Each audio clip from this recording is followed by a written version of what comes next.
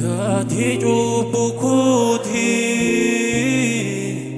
gati akakoti, binisaf nilane, nagane baketi, handara nafara, nafidem fagora, si olina fute,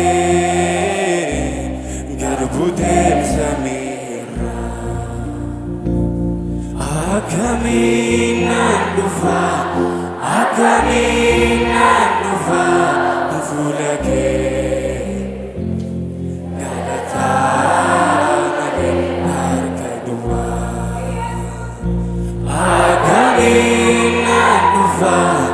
akaminan dufa, fulake, galata nagen harga dua. Gati cubukuti, gati akakoti,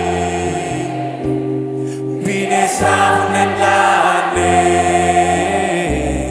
nagane baketi,